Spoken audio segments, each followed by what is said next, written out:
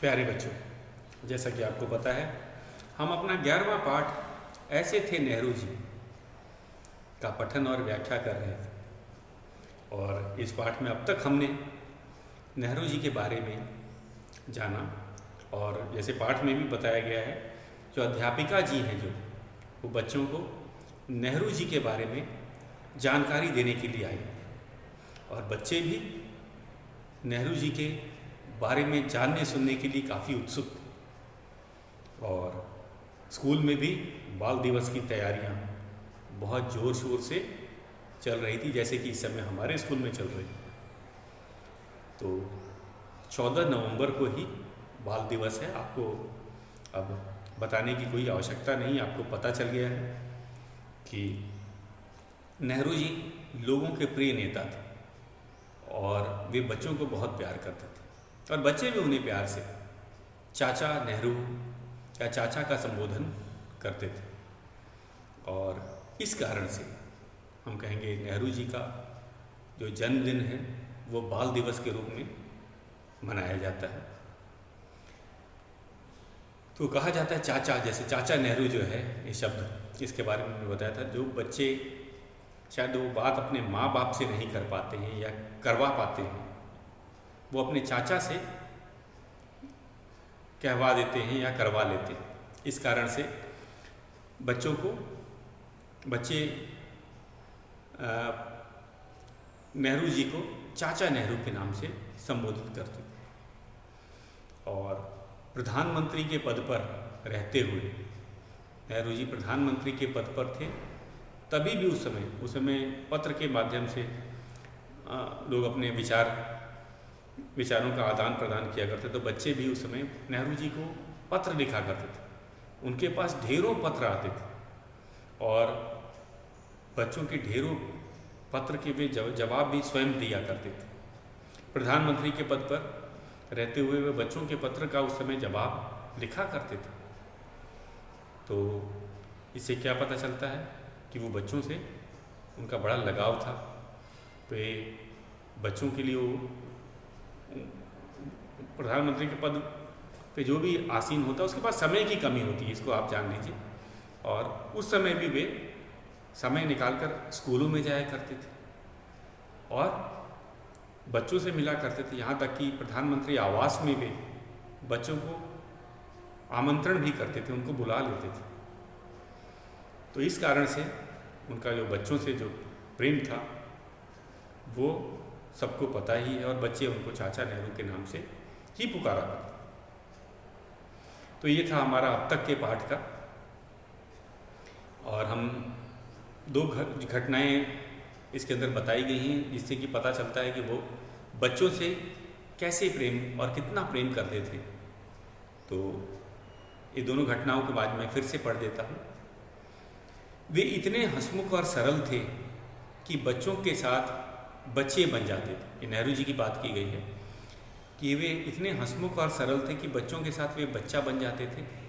एक दिन एक विदेशी लेखक उनसे मिलने आए, तो क्या देखते हैं कि नेहरू जी बच्चों के साथ खेल में लगे हुए हैं, खुद रेल का इंजन बने हैं, बाल मंडली रेल के डब्बे बने हुए हैं, और रेल छुक छुक करती चली जा रही है।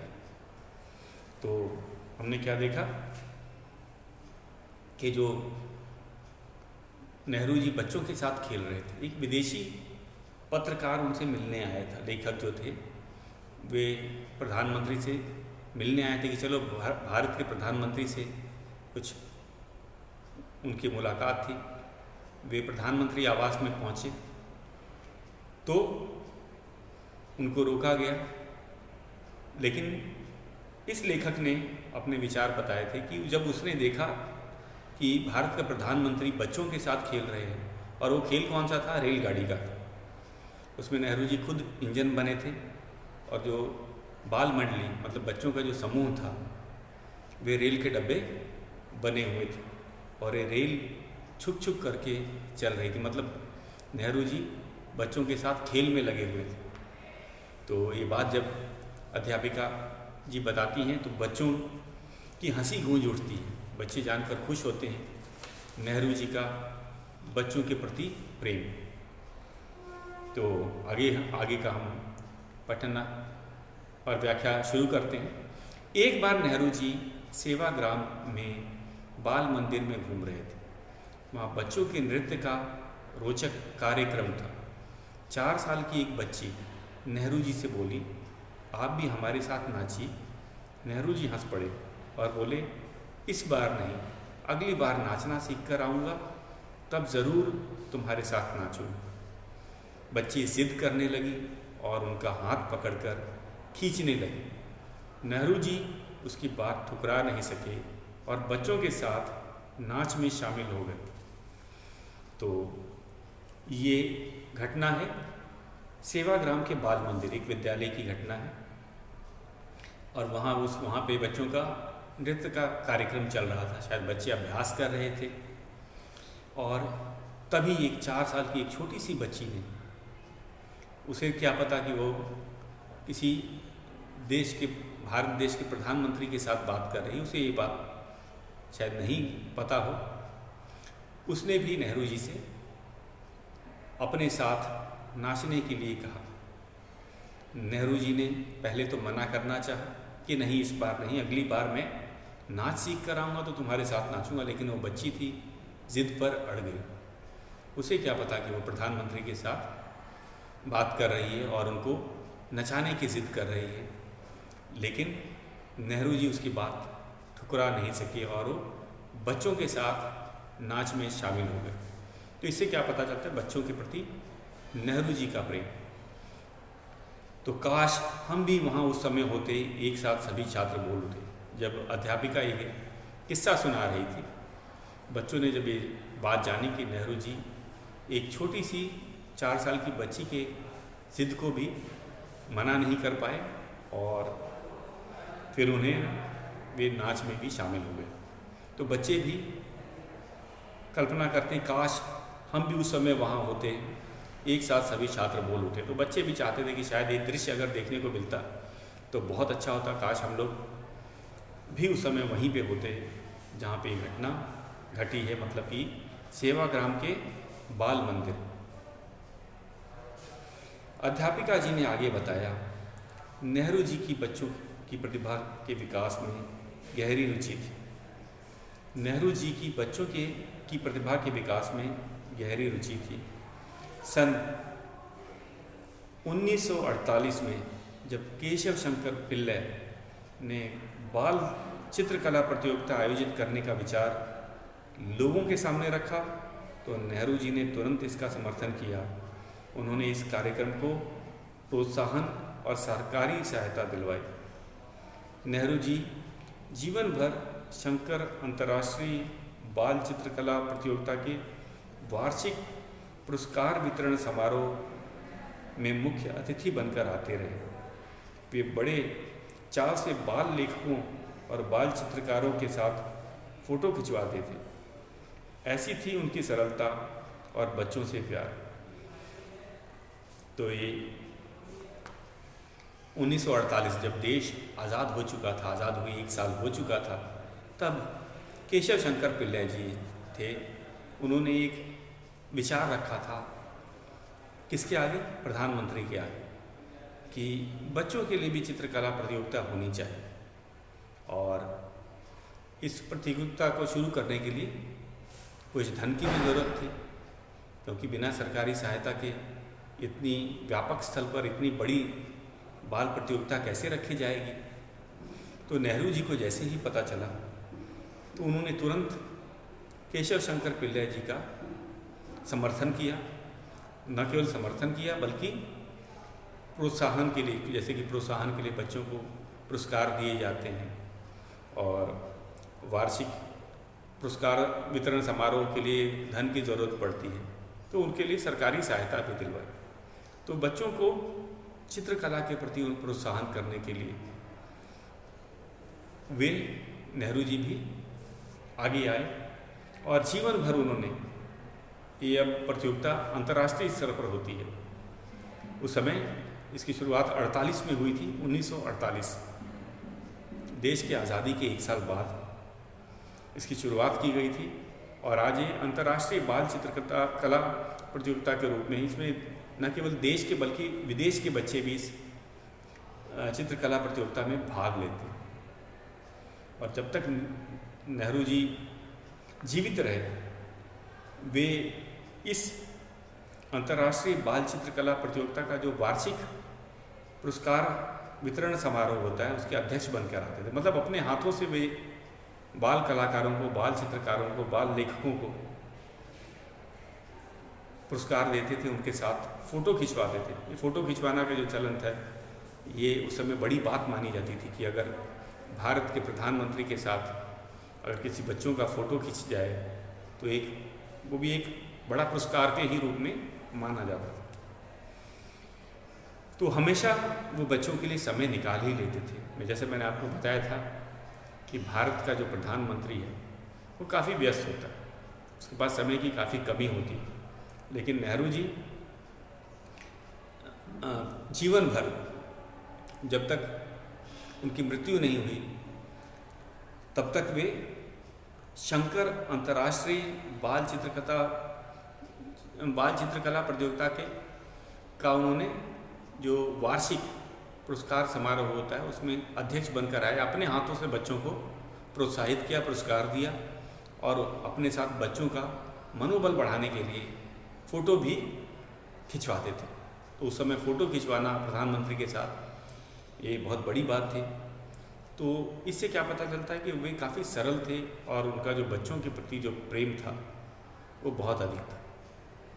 तो ये सब सारी बातें हमने कौन कौन सी अभी 3 घटनाएं बताई आपको कि एक तो वो प्रधानमंत्री आवास में बच्चों के साथ रेलगाड़ी का खेल खेल रहे थे। उसके बाद वे एक बार स्कूल में गए थे, विद्यालय में सेवाग्राम के बाल मंदिर में गए थे। तो वहाँ एक बच्ची के ज़िद के आगे उन्हें झुकना पड़ा और वे बच्ची के साथ नाचने लगे। तीसरा हमने देखा कि उन्होंने बच्चों की जो प्रतिभा का विकास के लिए चित्रकला, कहते हैं कि चित्रकला का बड़ा महत्व होता है अगर बच्चे इसको सीख लेते हैं, तो उसके लिए भी उन्होंने सरकारी सहायता दिलवाई। और उसके इस प्रतियोगिता के जो वार्षिक पुरस्कार समारोह में वे हमेशा मुख्य अतिथि बनकर आया करते थे, अपने हाथ से बच्चों को प्रोत्साहित करते थे, पुरस्कार देते थे, फ़ोटो खिंचवाते थे आदि। तो ये हमने नेहरू जी के व्यक्तित्व के बारे में इसमें जाना। नेहरू जी बड़े ही निर्भीक और स्पष्टवादी व्यक्ति थे। अब और तो बच्चों के प्रति प्रेम तो हम जान गए, इसके अलावा अब हम नेहरू जी के निर्भीक मतलब जिसे डर ना लगे, स्पष्टवादी जो सच बोले, अपनी बात स्पष्ट रूप से सच्चाई से बता दे। तो नेहरू जी बड़े ही निर्भीक और स्पष्टवादी व्यक्ति थे। सन 1950 में प्रधानमंत्री के रूप में वे लंदन गए। वहाँ एक समारोह में ब्रिटेन के भूतपूर्व प्रधानमंत्री चर्चिल ने बातों बातों में नेहरू जी से पूछा, आपने अंग्रेज़ों की जेल में कितने वर्ष बिताए? नेहरू जी ने उत्तर दिया, लगभग 10 वर्ष। ये घटना है 1950 की, देश की आज़ादी के 3 साल बाद हम कह सकते हैं। तो वे प्रधानमंत्री के रूप में लंदन गए थे। भारत के प्रधानमंत्री के रूप में उनको एक कार्यक्रम में बुलाया गया था लंदन में। आपको पता ही है कि हम वहीं ब्रिटेन की बात कर रहे हैं, अंग्रेज़ों की बात कर रहे हैं, जिन्होंने लगभग 200 साल तक हमारे देश पर शासन किया। अब नेहरू जी देश के प्रधानमंत्री थे, 1950 की बात है, और एक प्रधानमंत्री के रूप में वे लंदन गए थे। वहाँ एक समारोह में ब्रिटेन के भूतपूर्व प्रधानमंत्री चर्चिल ने उनसे बातों बातों में ही पूछ लिया कि आपने अंग्रेज़ों की जेल में, क्योंकि उस समय आज़ादी से पहले जो जेल था वो अंग्रेज़ों के अधीन था, तो इसीलिए उसे अंग्रेज़ों की जेल कहा जाता था, क्योंकि उस जेल का संचालन देखभाल सब वो जो होता था वो अंग्रेज़ ही किया करते थे। तो इसलिए उन्होंने कहा कि आपने, जो चर्चिल ने पूछा था उनसे प्रश्न कि आपने अंग्रेज़ों की जेल में कितने वर्ष बिताए, तो नेहरू जी ने बताया लगभग 10 वर्ष कुल मिलाकर, अगर अलग अलग समय जो है अंग्रेज़ी जेल में उन्होंने लगभग 10 वर्ष के करीब बिताए थे, मतलब 10 वर्ष तक वो जेल में रहे थे। तो चर्चिल ने कहा, आपके साथ ऐसा व्यवहार करने के लिए आपको तो हमसे घृणा करनी चाहिए। तब तो जब वे लंदन पहुंचे समारोह में, तो उन्होंने कहा तो आपको तो घृणा आनी चाहिए कि हम तो वही अंग्रेज हैं ना जिन्होंने आपको 10 साल तक जेल में बंद करके रखा, तो आप तो हमसे घृणा करते होंगे मन में कि भाई यही अंग्रेज हैं जिन्होंने हमारे देश को गुलाम बना के रखा था, मुझे 10 साल तक जेल में डाल दिया। तो नेहरू जी ने एक बड़ी अच्छी बात कही। नेहरू जी ने कहा, ऐसी बात है कि हमने एक ऐसे नेता के अधीन काम किया है जिसने हमें 2 बातें सिखाई। तो एक किस नेता की बात करते हैं? राष्ट्रपिता महात्मा गांधी। तो नेहरू जी ने एकदम स्पष्ट रूप से बिना डरे ये बात कही कि हमने एक ऐसे नेता के अधीन मतलब उसके ही विचारों से प्रेरित होकर हमने सारे काम किए हैं, और उस नेता ने हमें 2 बात सिखाई हैं कि किसी से डरो मत और किसी से घृणा भी मत करो। तब हम आपसे तब डरते नहीं थे, इसलिए अब हम घृणा भी नहीं करते। तो नेहरू जी ने स्पष्टवादी थे, निर्भीक थे, इसलिए उन्हें सच सच बता दिया कि हमारे जो नेता थे, जो राष्ट्रपिता की बात की गई है, महात्मा गांधी की बात की गई है यहाँ पे, कि महात्मा गांधी जी ने यही 2 बातें उस समय भारतवासियों को सिखाई थी कि हमें किसी से डरना नहीं है, अगर डर जाते तो हम आज़ादी नहीं ले पाते, और दूसरा है कि हमें किसी से घृणा भी नहीं करना है, हमें अपनी आज़ादी चाहिए थी और जिसे हमने हासिल भी कर ली थी। तो यही बात चर्चिल को उन्होंने बताई। तो ये उत्तर सुन करके चर्चिल भी चुप हो गए। उन्हें लग रहा था शायद नेहरू जी उनसे घृणा करते होंगे, अंग्रेज़ों से घृणा करते होंगे, सभी अंग्रेज़ों से, क्योंकि भाई उन्होंने अपने जीवन के 10 वर्ष अंग्रेज़ी जेल में बिताए थे। तो आम व्यक्ति में गुस्सा आ जाता है कि भाई तुम्हारे कारण मेरे जीवन के 10 वर्ष जो थे वो तो जेल में बीते। तो लोग घृणा करने लगते हैं ऐसे व्यक्ति से। तो नेहरू जी ने साफ कहा कि नहीं, हमारे नेता ने ये सब चीज़ सिखाया ही नहीं, उन्होंने 2 ही चीज़ सिखाई थी हमें कि किसी से घृणा मत करो, किसी से डरो नहीं। तो उस समय हम आपसे डरते नहीं थे, तभी हमने आपसे आज़ादी छीन कर ली थी, अपने देश को आज़ाद कराया था, हम निडर थे, और आज हम आज़ाद हैं तो आज हम आपसे घृणा नहीं करते। वो बात पुरानी हो चुकी है। हमारे नेता ने जो हमें सिखाया है वह हम उसी का पालन करते हैं। तो यहाँ पे किस नेता की बात की गई है? यहाँ पे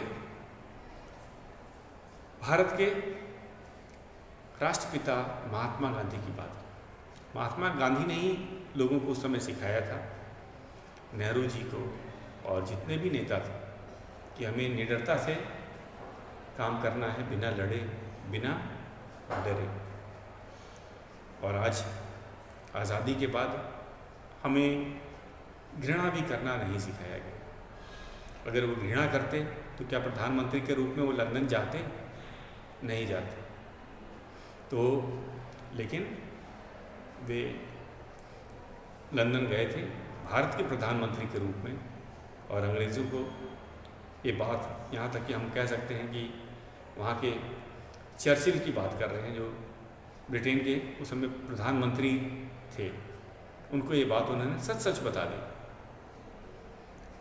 तो उससे उनके व्यक्तित्व के किस बात का हमें पता चलता है कि वो निर्भीक थे, मतलब निडर थे। नेहरू जी ये बात उन्होंने लंदन में जाके उन्हें बता दी थी, ब्रिटेन के प्रधानमंत्री को। और दूसरा है स्पष्टवादी। स्पष्टवादी व्यक्ति होता है सच सच बोलता है, वो दिखावा या बनावट के साथ नहीं बोलता, सच सच जो होता है वो बता देता है।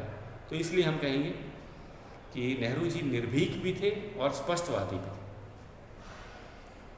तो बच्चों, आज के लिए इतना ही। शेष अभी इस पाठ का पठन और व्याख्या बचा हुआ है, जो कि हम कल करेंगे। और आज आप इसका पठन अभ्यास करेंगे। आज के लिए बस इतना ही।